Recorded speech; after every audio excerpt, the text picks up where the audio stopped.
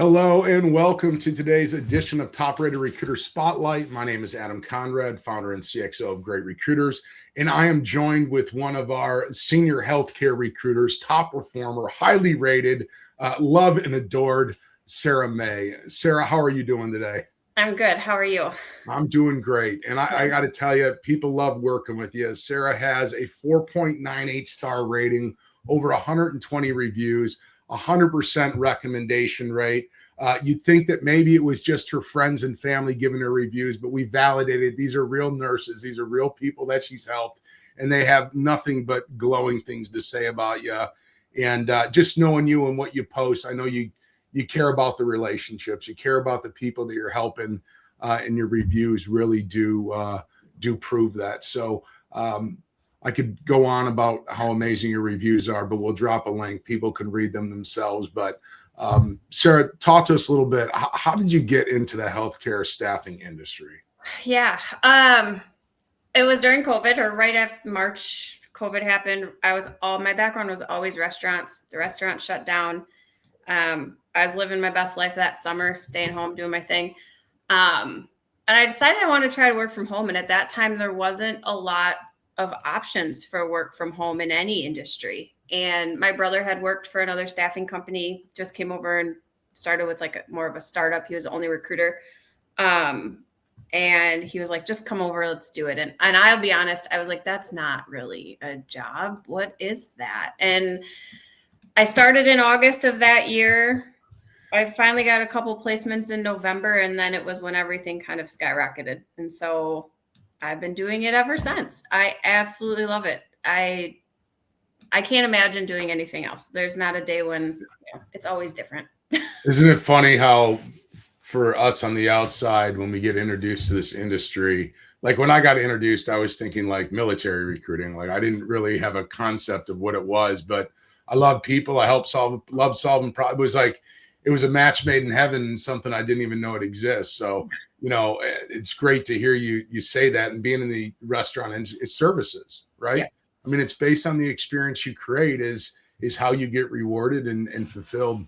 You started during an interesting time. Yeah. I would say a lot of the folks that started in this industry around the time that you did probably aren't doing it anymore. Correct. Because a lot changed. Talk to me a little bit about what was the resiliency like? What kept you in it? Because it was a lot different today than it was then. And so I'm just curious, what kind of helped you survive through the changes? Yeah, the relationships. I cannot stress it enough. Everyone's always like, what's your secret sauce or what makes you successful? I went into it in a way where I wasn't transactional. I wholeheartedly wanted to build a relationship. I spend a lot of time, and at that time I spent a lot of time on Facebook, where watching what others did, what travelers did and didn't like, what recruiters did and didn't like. And I just did the exact opposite. If you didn't like it, I'm doing something different. So I built my network there. In doing that, you friend request people, you get to know them, you humanize yourself, you build that relationship, then come referrals. And I got to a point where I stopped posting jobs on Facebook. I was just telling someone the other day, I go in it more with value. Where I live, housing is hard to find for travelers, but I love bringing travelers here. So if I see a post that someone's looking for housing and I happen to know landlords, I'm going to go end up in their inbox because I want to help them. Like they're not my travelers. They're not working with me, but it's how do I bring more value? And so in doing that and building those relationships, I was just able to keep my network very strong. And you'll have families of nurses where the mom and dad were my travelers, and then they'll refer me their son when he graduates and gets a couple years in. And that's like the best compliment I can ever get is when I'm getting those referrals. And when they're unsolicited, the people are sending you business because they know you, they trust you. Even if you didn't place them, they know what you're going to get. I was talking to someone the other day. They're like, yeah, this guy's placed me 3 times, but I would never send my enemy to him. Right. It's not like he's not that kind of guy. And it's kind of funny. People are going to refer people to those that they trust, whether or not the outcome was there or not. People usually think, oh, I didn't place him, so they're not going to refer me. That's so far from the truth. Yeah. It's do they trust you? Do they trust their relationships in your hands, right? And that's really what they're doing is they're handing over a relationship. So kudos Yeah. for that. Yeah. And talk to me a little bit. What has been the biggest change, like from a traveler perspective? What's the shift that's happening out there in the marketplace as you're talking to folks? Because of where I recruit and where I'm at, like I live on social media and Facebook. Yeah. It's a lot of the like their frustrations are what they're really feeling like that is a lot of offshore is happening. Yeah. You know, they want the better rates, but there's a lot that still want that relationship and it's hard to do that. And the amount of agencies that popped up during COVID and, you know, they were maybe doing tech and now they're also doing nursing. The competition, there's so much competition. And so I can send a job to someone and someone else can send one and this one is $200 more. And it's hard for them to trust because, you know, if I have a rate and someone else is just even $400 more a week and they're like, why? And then I'm very comfortable going into the explanation, talking about the bill rates, talking about where the percentages are going. I've made myself knowledgeable enough to do that and to bring, again, more value and just more knowledge to them so that they understand why it looks like that. Yeah. Do you think the travelers today that it's all about pay, or is there still a group that care deeply about the relationship as well? I think they care about the relationship. I do think some of it's about pay, but I also have folks that some of it's about location. Yeah. You know, if they really have their heart set on an area and that's where they want to go, and the rate is a little bit less than a competitor of mine can pay, they'll stay with me. They'll stay with me and they'll go there. So as you talked about kind of trust differentiation, talk to me about how has Great Recruiters helped you? So much. In So that. much. Yeah. Yeah. So I happened upon Great Recruiters. Gosh, I don't know exactly when you started and how long I've had my account, but I remember seeing it. I want to say Laura maybe had posted something on LinkedIn and I saw it and I was like, this is what I need. So for me with social media, I'm always posting my link. And it shows that I have a backing. I have travelers that trust me. I'm not just starting this and someone's like, who are you and how can I trust you? So I set out, I have an individual account. I seem to have a hard time sometimes getting buy-in from agencies I work with. And I don't think it's not because they don't want to, you know, invest in me or the recruiters. I think they have a harder time seeing the value. Yeah. And, you know, here I'm one of the only recruiters on Facebook. So I use it nonstop. Like I'm always posting the link to show people and sending it out on folks I get on Vivian or whatever. I set out to build myself. I think, you know, the agency is just like a home for me. When I think I said this the other day, but I have a traveler, she asked me 3 months into her contract, like, what agency are we with again? Like it's just a home for, you know, her too. She's with me and she's been with me and she doesn't have Vivian. And, you know, it all stems from because I was able to show and prove that I'm me. I have, you know, this is what I have. So Great Recruiters has helped me tremendously, proving who I am, bringing value, showing everyone, again, these are the reviews. This, if you want to work with me, great. If not, that's okay. But it just shows I'm a human and that I have people that trust me in their industry, in their field of work. So when you're sharing that, are you seeing that you're getting more callbacks, more connections accepted, more people open to having that introductory conversation with you because they've been able to read about who you are, what your reviews are, what type of opportunities you serve? So is it helping to kick more doors open and give you a chance to talk to new people?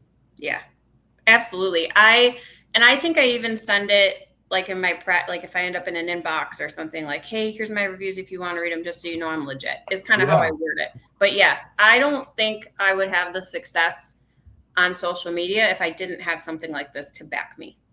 To back it. And you're hitting the Facebook groups, you're sharing it, you're positioning yourself, you're branding yourself. And I think that's the thing you mentioned. I think some agencies are like, I don't know how this is going to work. What we can tell is it doesn't matter the agency, it doesn't matter the industry, it doesn't matter the staffing vertical. Mm-hmm. When you have somebody like yourself who wants to build their brand, grow their credibility, learn and grow, and not be afraid of transparent feedback. Yeah. Because not every review is a 5-star review, and those are learning opportunities. I think for you, they're pretty damn close to 5 stars. Yeah, I think there was one early on that she had gave me a 4, and I even went and I was like, "What did I do?" Yeah, and it wasn't really anything. She was just like, I felt like it was weird if I did all 5s. So I'm like, okay, there it is. But it's like Google. Like people want Google reviews, restaurants want Google reviews, agencies want Google reviews. Like it's very similar. It just this is my brand. This is what I built. These are the folks that I work with. And the funny thing is I talk to firms, they're like, look, I don't want to promote Sarah's brand. I want people to know about our brand. And I'm like, but you don't get it. Right. And you just said it.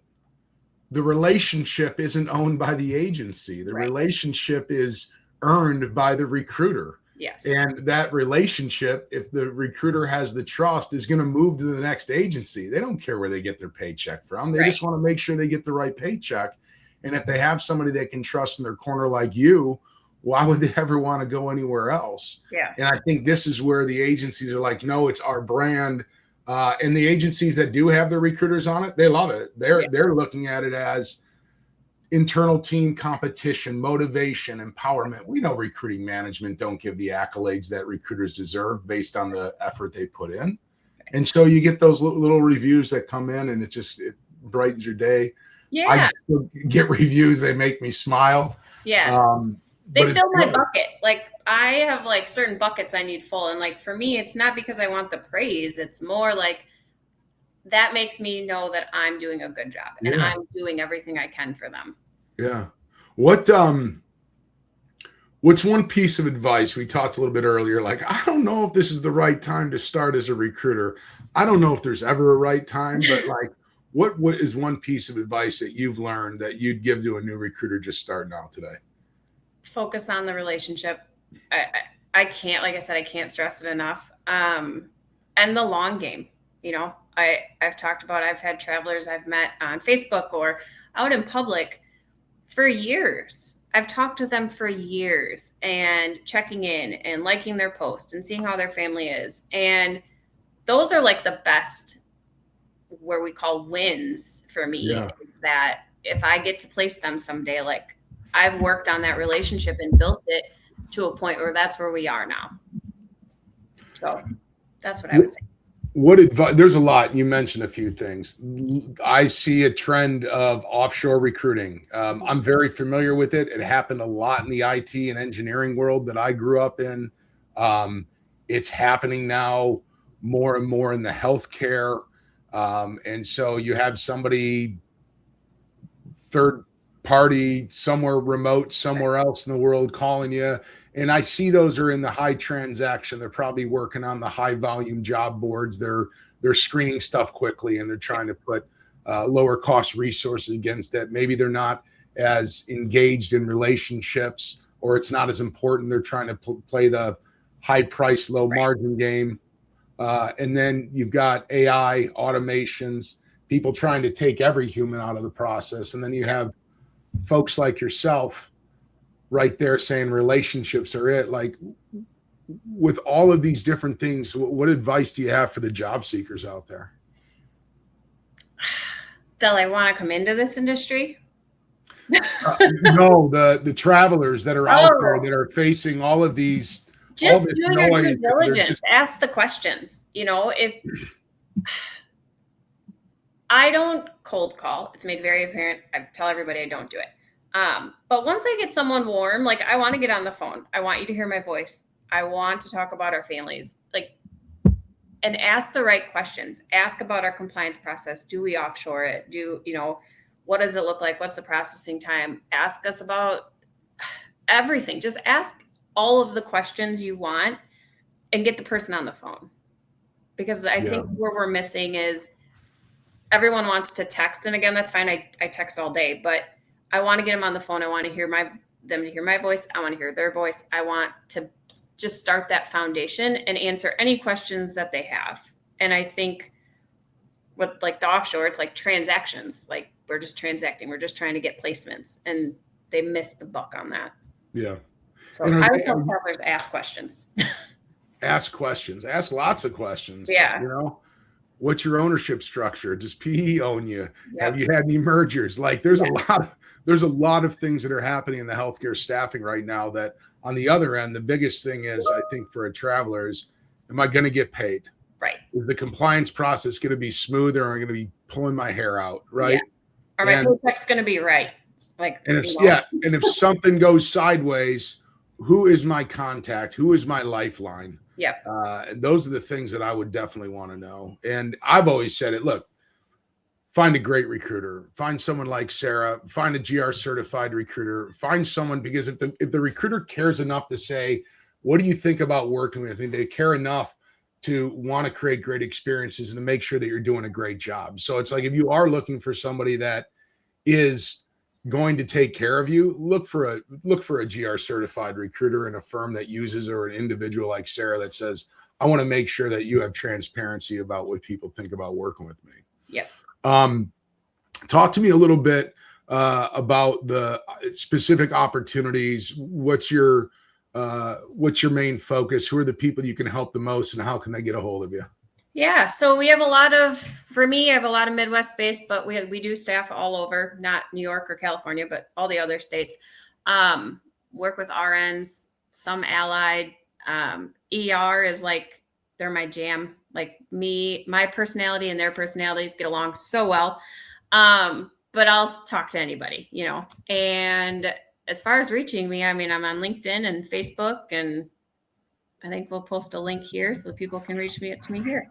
And you can just Google Sarah May recruiter, and you're going to see her great recruiter reviews and profiles show up. And so you can see everything that you have. Well, Sarah, I really appreciate you taking time today and sharing. I love that you made it through that time, and you're in it to be here and stay and continue to grow those relationships. So I love everything that you're doing out there. I love the social aspect that you're taking as well. And just happy that we could be just a small part of your success out there. Well, thank you for creating it. I love it. Yeah, I appreciate it. Well, thanks so much for joining, everybody. That's a wrap for today's Top Rated Recruiter Spotlight. And you know what? Just go out there and be great. Take care.